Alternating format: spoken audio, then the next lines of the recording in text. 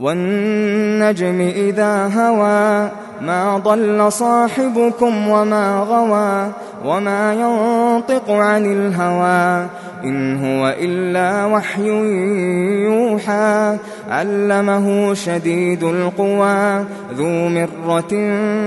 فاستوى وهو بالأفق الأعلى ثم دنا فتدلى فكان قاب قوسين أو أدنى فأوحى إلى عبده ما أوحى ما كذب الفؤاد ما رأى أفتمارونه على ما يرى ولقد رآه نزلة أخرى عند سدرة المنتهى عندها جنة المأوى إذ يغشى السدرة ما يغشى ما زاغ البصر وما طغى لقد رأى من آيات ربه الكبرى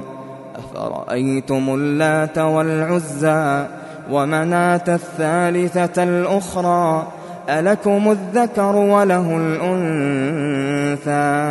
تلك إذا قسمة ضيزى إن هي إلا أسماء سميتموها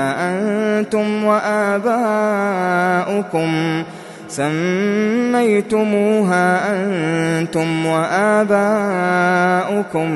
ما أنزل الله بها من سلطان إن يتبعون إلا الظن وما تهوى الأنفس ولقد جاءهم من ربهم الهدى أم للإنسان ما تمنى فلله الآخرة والأولى وكم من ملك في السماوات لا تغني شفاعتهم شيئا إلا من بعد أن يأذن الله لمن يشاء ويرضى إن الذين لا يؤمنون بالآخرة ليسمون الملائكة تسمية الأنثى وما لهم به من علم إن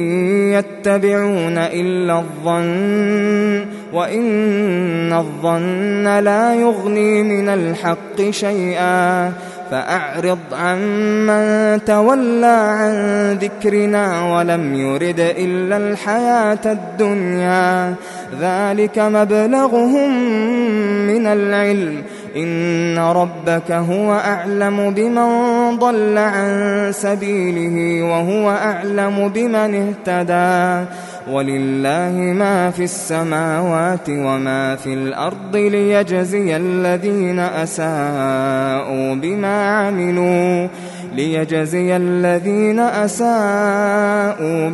عملوا ويجزي الذين أحسنوا بالحسنى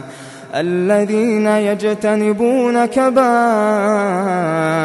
الإثم والفواحش إلا اللمم إن ربك واسع المغفرة هو أعلم بكم إذ أنشأكم من الأرض وإذ أنتم أجنة في بطون أمهاتكم فلا تزكوا أنفسكم هو أعلم بمن اتقى أفرأيت الذي تولى وأعطى قليلا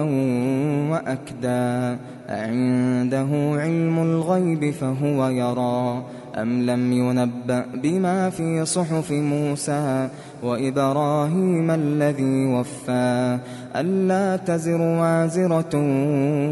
وزر أخرى وأن ليس للإنسان إلا ما سعى وأن سعيه سوف يرى ثم يجزاه الجزاء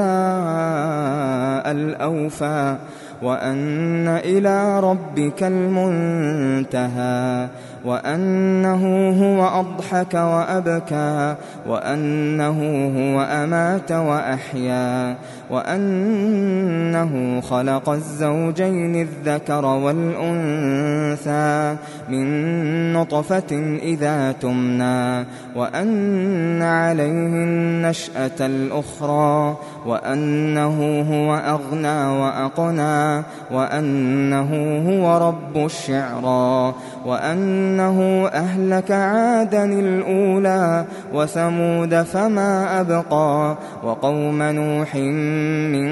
قبل إنهم كانوا هم أظلم وأطغى والمؤتفكة أهوى فغشاها ما غشا فبأي آلاء ربك تتمارى هذا نذير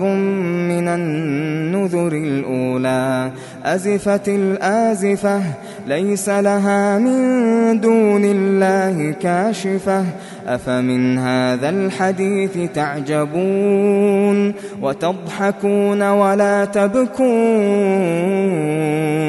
وأنتم سامدون فاسجدوا لله واعبدوا